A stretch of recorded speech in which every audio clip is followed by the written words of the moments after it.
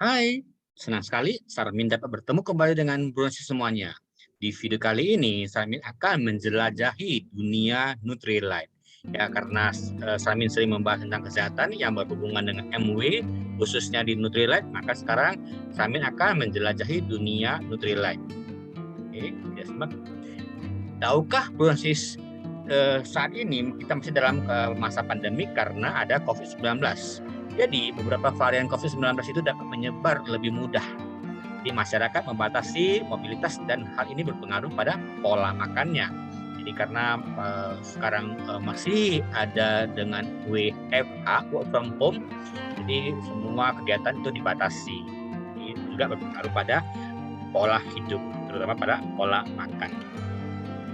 Konsumen dipaksa berpikir ulang soal pilihan makanan dengan tidak mengorbankan kesehatan merekanya.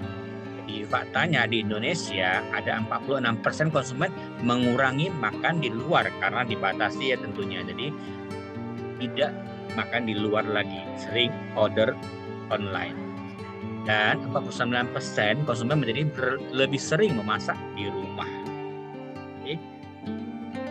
Namun tantangan yang dihadapi adalah masakan rumah tangga itu menjadi sumber pangan tertinggi penyebab KLB keracunan pangan yang kejadian luar biasa. Jadi ada 49% itu karena keracunan makanan. Kenapa? Karena pada awalnya tidak semua orang itu pandai memasak. Jadi karena sekarang dibatasi kegiatannya di luar rumah, maka semua orang sekarang mulai belajar memasak dan tidak semua orang tahu bagaimana cara memasak benar sehingga bisa terjadi keracunan pangannya. Jadi, apakah yakin makanan proses itu aman dikonsumsi? Apakah Bronsis mengetahui dari mana asalnya setiap bahan? Tren konsumen, ya. Jadi ada 63% konsumen peduli terhadap keamanan saat membaca label bahan pangan dan 70% konsumen ingin tahu asal mula makanan dan minuman yang dikonsumsi. Jadi karena sekarang ada zamannya digital, maka banyak orang yang ingin tahu asal usul dari makanan tersebut. Jadi ada 63% yang membaca dengan teliti label bahan makanannya. Di kepercayaan konsumen, menurut IFIC (International Food Information Council Foundation), tren konsumen cenderung meningkat untuk pindah ke brand lain dari 39% pada tahun 2016 menjadi 75% pada tahun 2018 karena mendapatkan informasi lebih dalam akan produk tersebut, bukan hanya tertera pada kemasan. Jadi karena semakin canggih, semakin orang mudah menginformasikan produknya di online, jadi banyak konsumen yang mudah pindah dari brand satu ke brand lain karena mengetahui lebih mendalam dari produk yang tersebut. Nah, sekarang kita masuk ke Nutrilite. Jadi di balik label Nutrilite itu ada 3 pilarnya: alami, aman, dan efektif.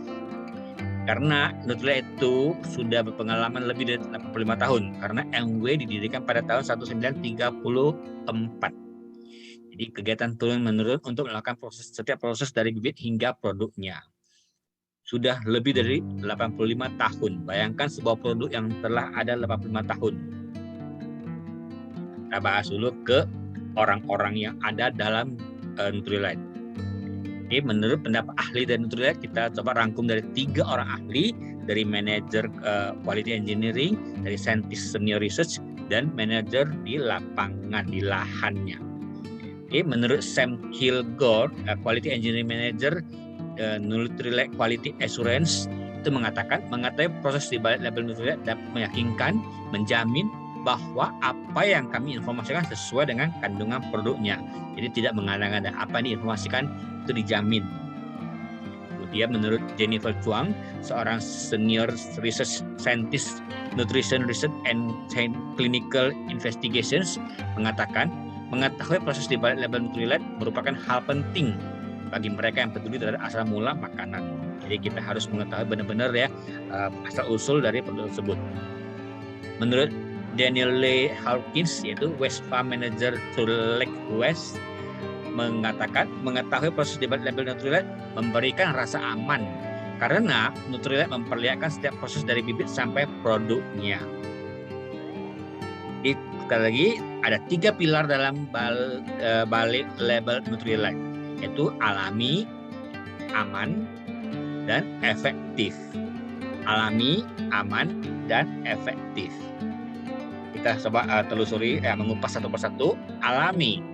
Jadi dimanapun bahan baku itu ditanam, Nutrilite dapat melacaknya apa yang terkandung di dalam suplemen tersebut, yaitu ketahui dari ladang pertaniannya dan ada sertifikatnya di Nutrisert.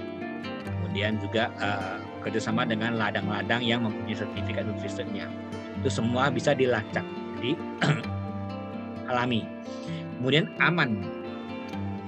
Setiap suplemen Nutrilite telah menjalani beragam pengujian yang melampaui standar industri suplemen karena melalui proses uji pengujian ulang dan staf peralatannya semua serba canggih. Aman. Kemudian efektif. Suplemen Nutrilite telah melalui proses mendalam untuk memastikan konsumen memperoleh suplemen yang paling efektif melalui stabilitas produknya, standar bahan bakunya, dan konsistensi bahan bakunya.